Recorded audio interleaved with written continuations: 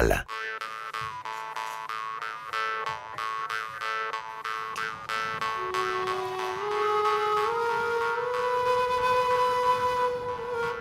Le cavalier kirghize arpente la steppe verdoyante. Comme ses lointains ancêtres, il sait que rien n'entravera son esprit nomade. Il appartient à ce peuple de l'Asie centrale, à l'histoire mouvementée, qui a toujours ressenti ce besoin de liberté. Immensité de steppes, de plaines et de déserts, l'Asie centrale n'a pu, pendant des siècles, se vivre qu'à cheval. Le nomadisme y était une nécessité. Aux confins de la Chine et de la Russie, elle fut pendant des centaines d'années traversée par des routes commerciales. L'Orient y importait de l'or, de l'argent, de l'ivoire, de la laine et des chevaux, tandis que l'Occident s'approvisionnait en porcelaine, thé, lac, épices et soie. Cette fameuse soie qui donna son nom à une route légendaire. Au carrefour de toutes les convoitises, l'Asie centrale ne pouvait qu'attirer les conquérants comme Alexandre le Grand ou Gengis Khan, avant de subir l'expansionnisme tsariste et la colonisation russe. Cette partie de l'Asie centrale est une région mythique qui a vu passer tous les grands conquérants, bien entendu, Gengis Khan, Tamerlan, et puis il y a eu également tous les grands voyageurs, c'est-à-dire Marco Polo, Guillaume de Robrook, tous ces personnages extraordinaires qui nous ont laissé des écrits et des souvenirs de leur voyage à travers l'Asie centrale, la route de la soie. Et je souhaitais très ardemment voir réellement comment la vie nomade était organisée dans cette région du monde.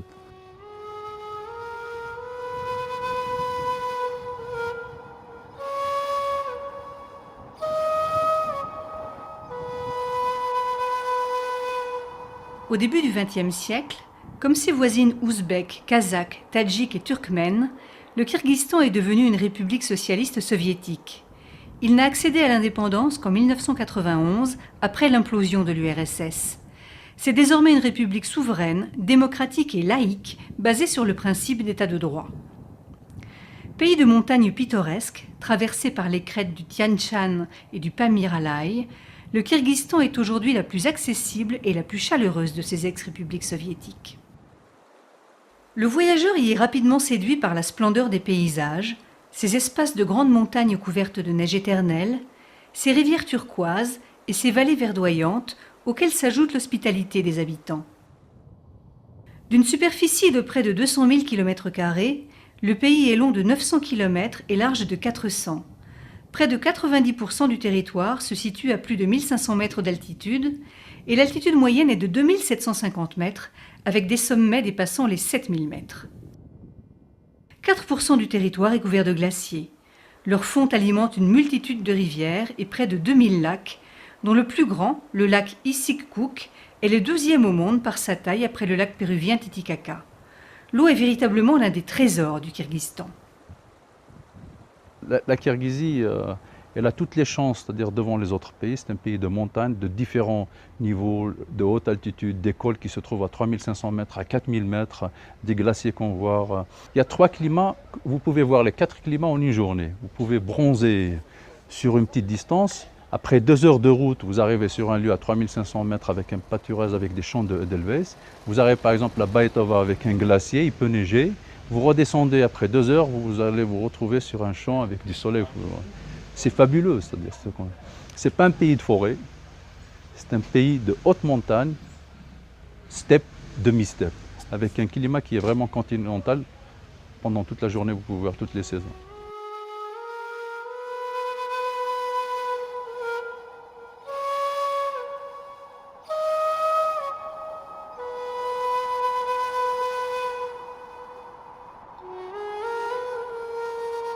De la famille des peuples turcs, les Kirghizes sont l'un des plus anciens peuples d'Asie centrale. Sur quelques 5 millions d'habitants de ce pays, on dénombre environ 80 groupes ethniques, dont les Kirghizes, les Ouzbeks, les Russes et les Kazakhs. La langue nationale est le kirghize, mais le russe reste la langue officielle, utilisée pour les échanges commerciaux et la communication interethnique. On trouve encore de nombreuses traces de la présence russe dans ce pays, comme la légendaire voiture Lada, l'un des véhicules les plus courants dans ces contrées, qui peine un peu sur les chemins de traverse. Idéal en revanche pour accéder à des lieux qui autrefois étaient le seul apanage des cavaliers, le sidecar est aussi utilisé par les Kirghizes. Bien que d'un autre âge, ces modèles ont été choisis par l'association Motoland Aventure pour une expédition originale dans le nord-est du Kirghizistan avec un groupe de 12 voyageurs de l'île de la Réunion. Effectivement, l'association avait auparavant organisé 2 raids moto dans l'Himalaya, en Inde, un dans l'état du Himachal Pradesh et l'autre dans l'état du Jammu-Cachemire. Cette fois-ci, on continue l'exploration de l'Asie, on est en Asie centrale, au Kirghizistan, ex-État de l'Union soviétique. La particularité de ce circuit, c'est que nos 6 motards rayonnés seront amenés à conduire des 650 Ural des années 70, de concept soviétique aussi. On sera amené à parcourir plus de 1500 km à travers des steppes, jamais en dessous de 2000 mètres d'altitude, parce qu'on a quand même des cols à franchir à plus de 4000 mètres, en contact avec une civilisation nomade kirghize. Fabriquées pour la plupart dans les années 70, ces machines Ural, de célèbre fabrication russe, copient des modèles des années 40. Elles seront pilotées, non sans peine, au cours de cette aventure sur plus de 1500 km. Bishkek est le point de départ idéal pour cette expédition, dont la préparation détermine la réussite du voyage. Il faut en effet emporter suffisamment de vivres pour 2 semaines. Ils seront achetés sur place, puis stockés dans l'un des 2 véhicules d'assistance. Le groupe de motards est accompagné de 2 chauffeurs, 2 mécaniciens, 2 cuisinières et un guide francophone. L'agence Ultimate Aventure, qui organise l'expédition, a l'habitude de cette logistique et met en place chaque année, de juin à septembre, des circuits sportifs ou culturels pour des touristes francophones. La Kirghizie, c'est une destination, c'est-à-dire touristique, c'est des gens qui aiment découvrir. C'est pas un pays, il n'y a pas d'infrastructure, il n'y a pas d'hôtel 5 étoiles. Dès qu'on quitte la capitale Bishkek, il n'y a pas d'eau chaude. Tout ce qu'on emmène avec nous, même avec des groupes, on a les tentes toilettes, des tentes avec des douches qu'on emporte avec nous, tout est emportable.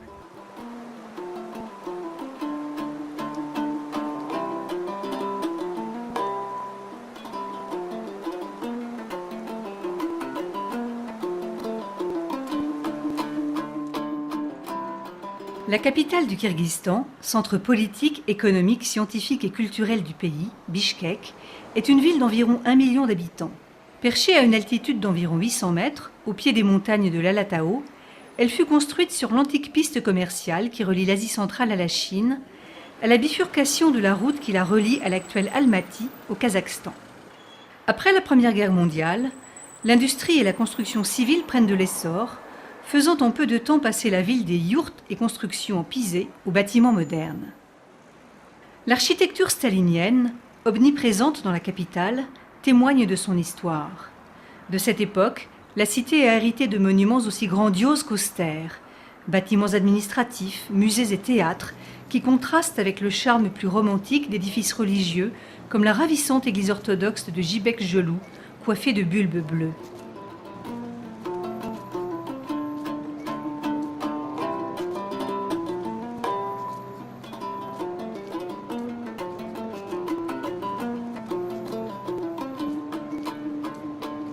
Jusqu'à l'effondrement de l'URSS, les moyens considérables des soviétiques bénéficient au Kirghizistan, jusque dans les villages les plus reculés.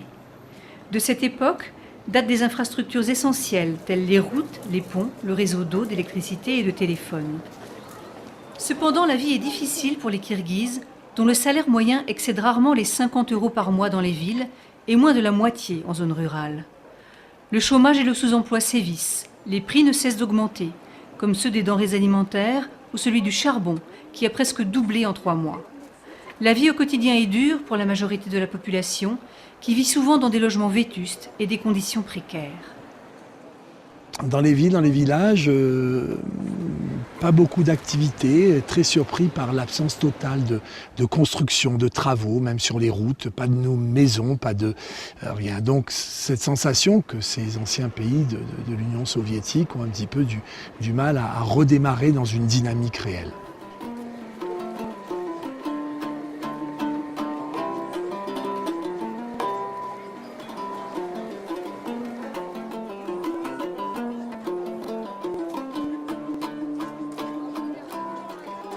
Heureusement, dans ce pays, la terre est fertile et produit sans engrais.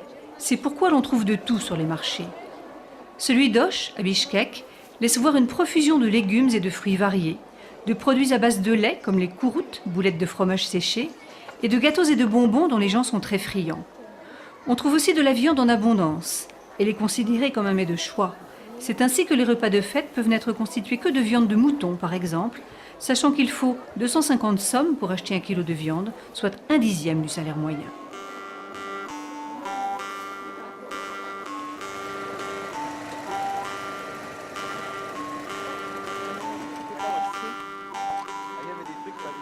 Réussir à quitter la capitale sur ces machines d'un autre âge reste un défi. Dès les premiers kilomètres, les petites pannes se succèdent et les motards se font secourir à chaque arrêt par les mécaniciens, heureusement très réactifs. Le retard accumulé provoque un changement de programme. Impossible de passer le premier col le premier soir comme prévu.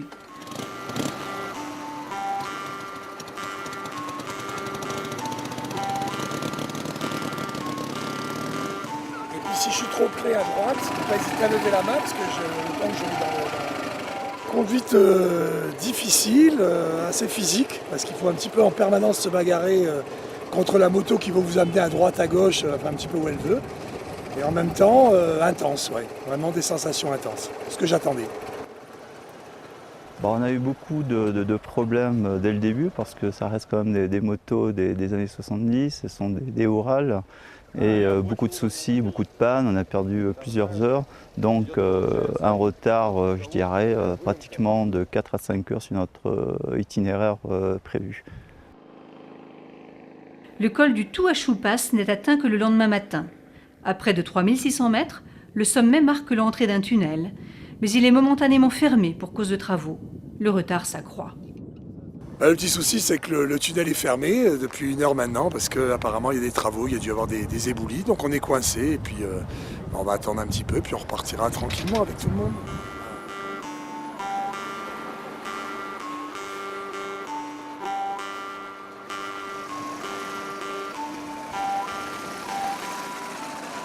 Oui, alors on a eu quelques difficultés pour traverser ce tunnel, il était fermé, du coup on a perdu plus d'1 heure sur notre timing.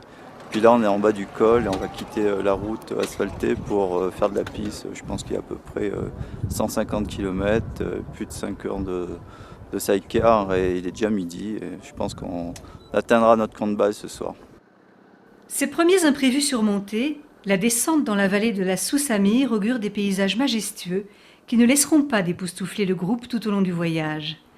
Après Kokomjoul, se succèdent en effet des tableaux d'une beauté incroyable. La falaise rouge qui précède le canyon de la Kekemeren ne peut laisser aucun voyageur indifférent.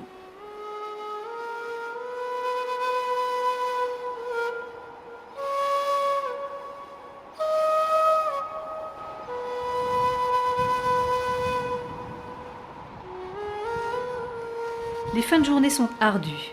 Les étapes d'environ 150 km permettent rarement d'arriver avant la nuit, particulièrement fraîche.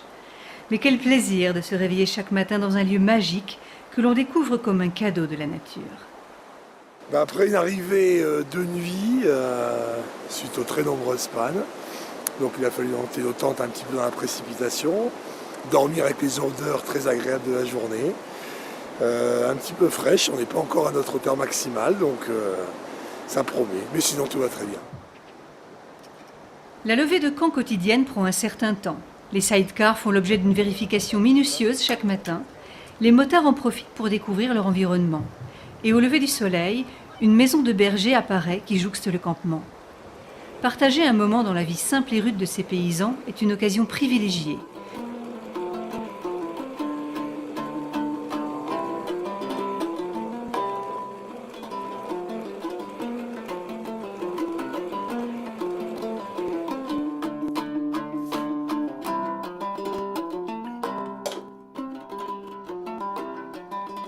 La caravane reprend la route en direction du lac Songkul, l'un des plus beaux sites du Kyrgyzstan, situé à 3000 mètres d'altitude.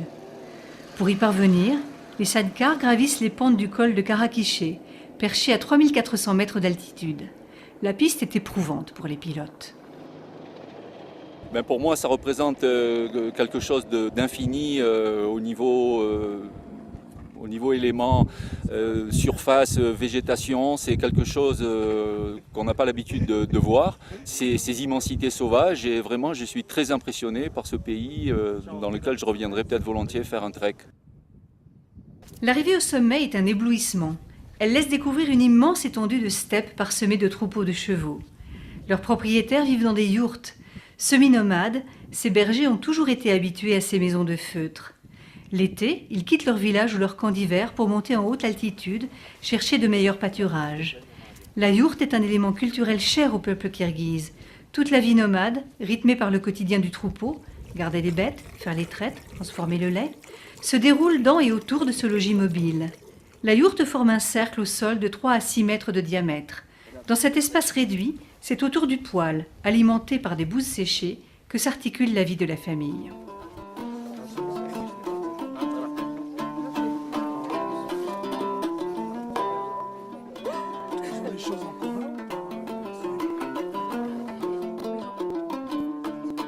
L'étranger de passage est facilement invité à pénétrer dans cet espace intime pour déguster du lait de jument fermenté.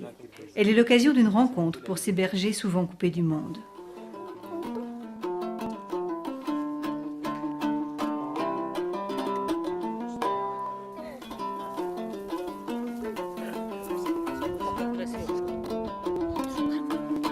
Juni, Axel.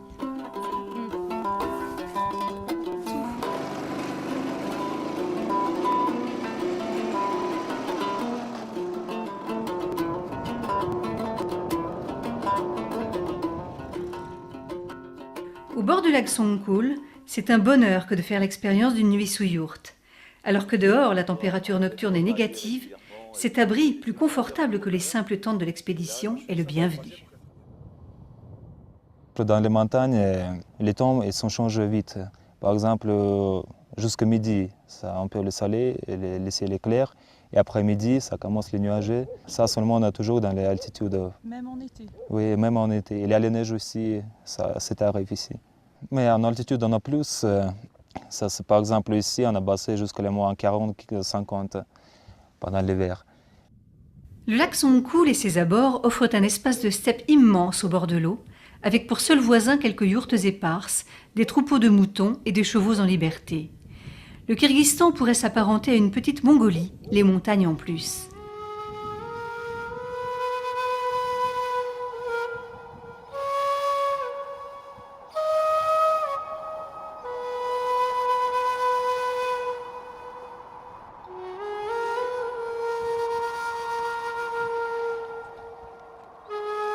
Les motards se rêvent cavaliers des steppes et troquent pour quelques heures leur monture d'acier pour des chevaux d'alpage.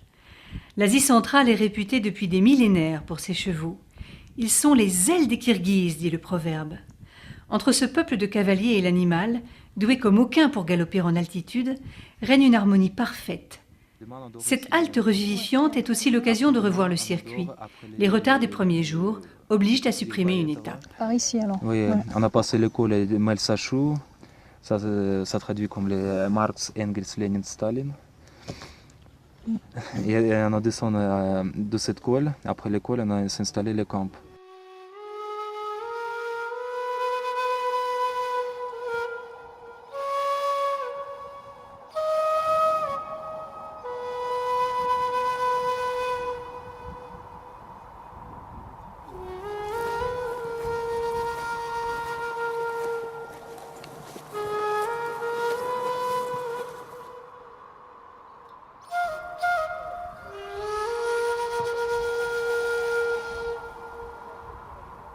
On apprécie, on boit un petit peu cette journée de repos, dans un calme absolu, aucun bruit, des paysages absolument fantastiques. Je crois qu'on gagne notre repos intérieur aujourd'hui.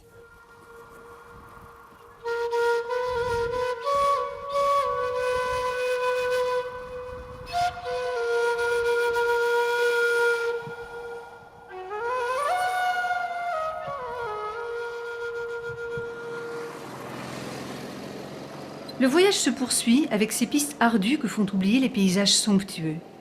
Les pannes sont heureusement moins nombreuses, les pilotes s'appropriant un peu plus leur machine. C'est certain que la moto fait au départ complètement partie de ce voyage. C'est la découverte d'un pays avec des engins complètement mythiques, c'est sidecar. En même temps, c'est très éprouvant physiquement. Les motos sont difficiles à conduire. La piste est dure aussi.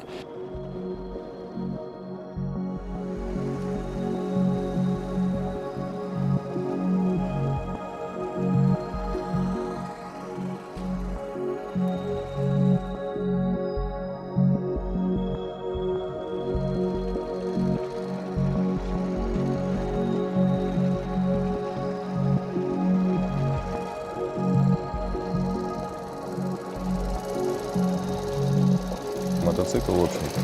И также есть специфика. Les premières motos de marque Ural datent des années 1940. Elles étaient utilisées durant la Seconde Guerre mondiale et ensuite par la police soviétique. Elles sont encore produites actuellement. Ну, так, в общем-то, ну и сама техника.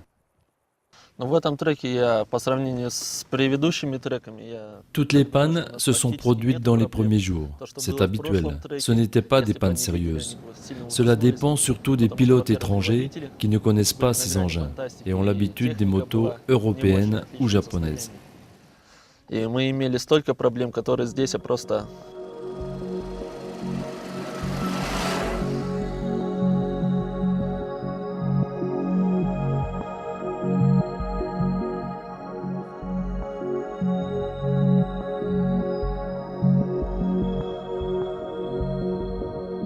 On a vu beaucoup de cimetières qui se trouvent à bord de la route.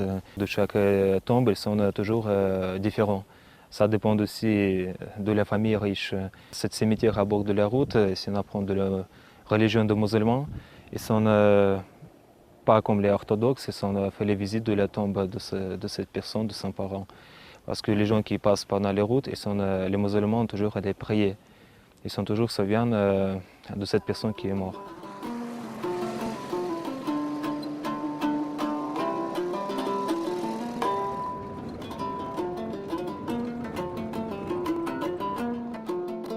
La caravane se déplace au rythme des sidecars et de leurs passagers. Beaucoup ne peuvent s'empêcher de penser aux grands voyageurs, tels Marco Polo ou El Lamayar, qui ont arpenté bien avant eux ces contrées. Nous reprenons notre route, ponctuée chaque soir et chaque matin par l'installation et le démontage du campement.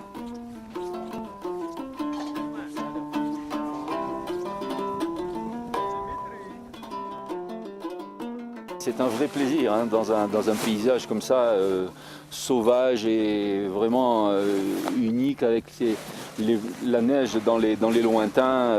C'est vraiment exceptionnel.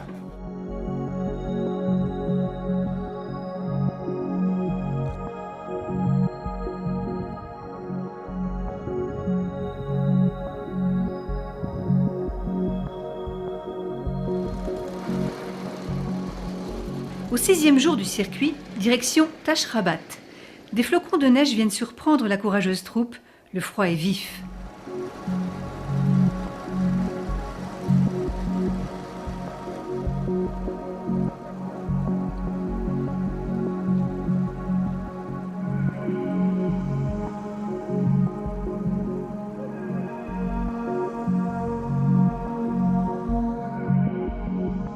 Dans les gorges de Tashrabat, se laisse découvrir enfin le mythique caravansérail, halte légendaire sur la route de la soie. Les commerçants qui se rendaient en Chine ou en Mongolie y trouvaient un abri pour quelques jours. Sa construction remonterait entre le 9e et le 11e siècle. Petite fortification à l'allure austère, en pierre de schiste, elle est de forme rectangulaire d'environ 37 mètres sur 33. Elle comprend 31 pièces qui servaient autrefois de chambre, de cuisine et d'écurie. Au centre, une salle dominée par une coupole faisait office de salle à manger, de salle de réception et de lieu de culte. C'est un témoignage réel de l'existence de la route de la soie et du désir des hommes de communiquer entre eux. Et c'est un témoignage qui est très très vieux parce que cette route de la soie, elle remonte, disons, au 1er siècle. Cette route partait de Xi'an, passait dans sa majeure partie par le nord du désert du Taklamakan, Urumqi, aller sur la ville de Kashgar, et puis passer le col du Torogard qui est derrière nous, qui est le col le plus facile d'accès parce que c'est le plus bas. C'est un bâtiment qui est relativement bien conservé, qui a bien entendu été restauré de façon peut-être un peu sommaire parce que les archéologues n'avaient peut-être pas les moyens de le reconstituer tel qu'il était à l'origine. Mais c'est tout à fait exceptionnel dans un tel lieu de voir un monument qui est remarquablement conservé. Après cette plongée dans l'histoire, quelques téméraires reviennent au campement pour y faire leur lessive dans une eau à 10 degrés. Pire, certains décident de s'y jeter presque nus, ce qui ne peut s'apprécier complètement qu'après un passage au hammam de fortune du campement, véritable luxe après plusieurs jours sans eau chaude.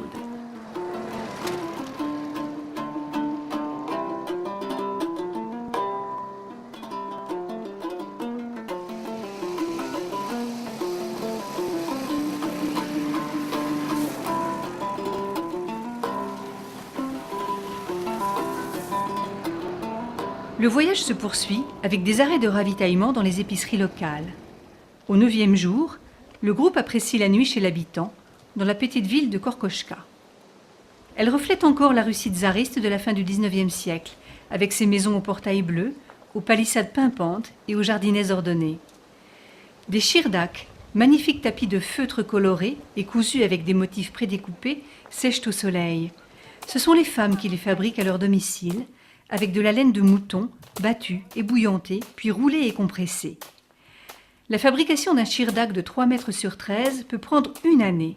De manière générale, le feutre est largement utilisé dans l'artisanat kirghize. Les hommes arborent encore pour la plupart ces toques traditionnelles en feutre, au perché, les ak-kalpak.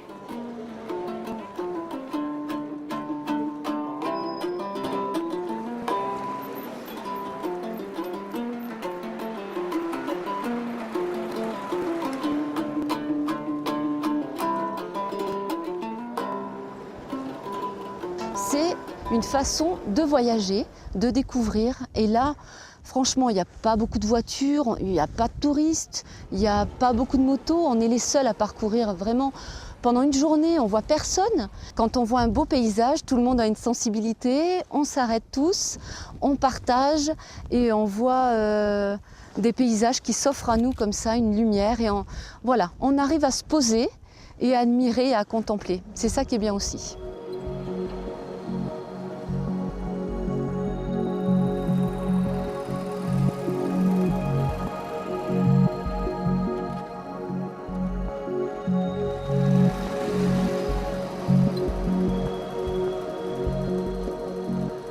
Après la fantastique traversée d'un canyon asséché, s'offre la vision grandiose du lac Issyk-Kul, immense nappe d'eau de 180 km de long par 160 de large, située à 1600 mètres d'altitude.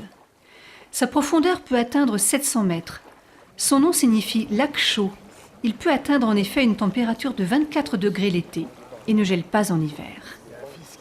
Lieu de villégiature à l'époque soviétique, il attire encore aujourd'hui de nombreux vacanciers du pays ou des régions voisines. Des centres de thalassothérapie et de multiples hôtels bordent sa rive nord.